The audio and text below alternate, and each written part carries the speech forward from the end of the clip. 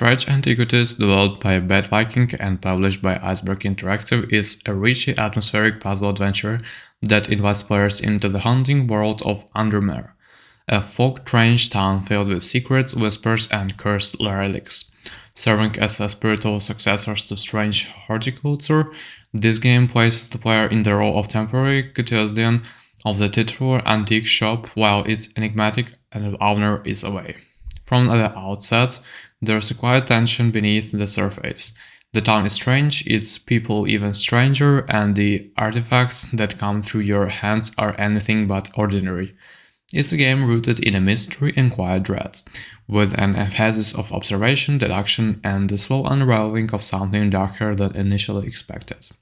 The central gameplay loop revolves around identifying and interrupting occult artifacts. Customers arrive daily with cryptic requests, seeking protection, power, or answers, and it's your job to match them with the correct object from your ever-growing inventory of strange items.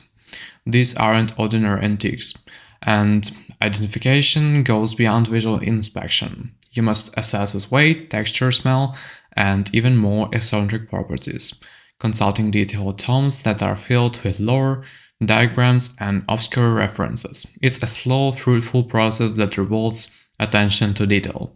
Every item feels like a potential danger or revelation, and getting it right feels genuinely satisfying. Giving the wrong item, however, can have unsettling consequences, both for the customer and for the overarching story. Exploration plays a key role in expanding your understanding of the town and the artifacts. Using a world map of Undermere, you can venture out beyond the shop and uncover hidden relics, investigate rumors, or explore strange locations mentioned, old letters, and overheard gossip. These excursions are brief but meaningful, often leading to new artifacts or insights into the town's shadowy history. The atmosphere is one of the game's strongest assets, heavy with the mist, candlelight, and ambient sound like distant thunder, creaking floorboards, and muffled voices. Every visual and audio element contributes to a sense of brooding calm, drawing you into a world that feels lived in and quietly cursed. While the gameplay mechanics themselves are not complex in a traditional sense, there's no combat, no platforming, and no timers.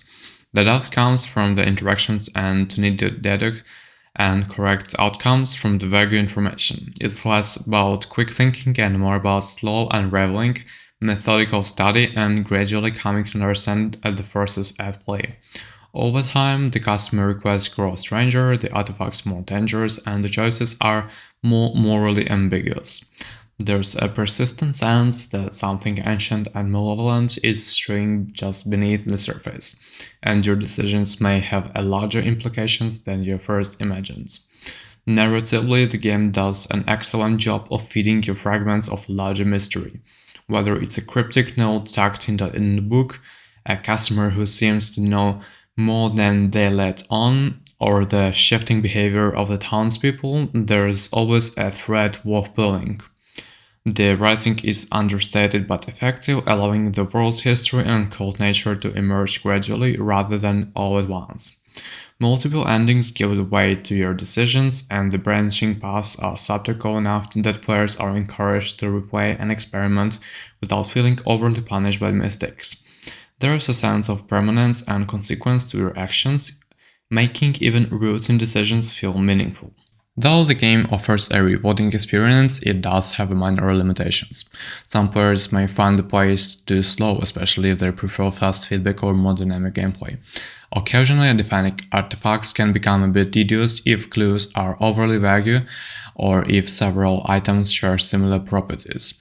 Interface elements, particularly on smaller screens or handheld platforms, can feel cramped or difficult to navigate during text-heavy moments. However, these are small issues in otherwise polished experience, and they rarely detract from the immersive loop of examining, interpreting, and choosing.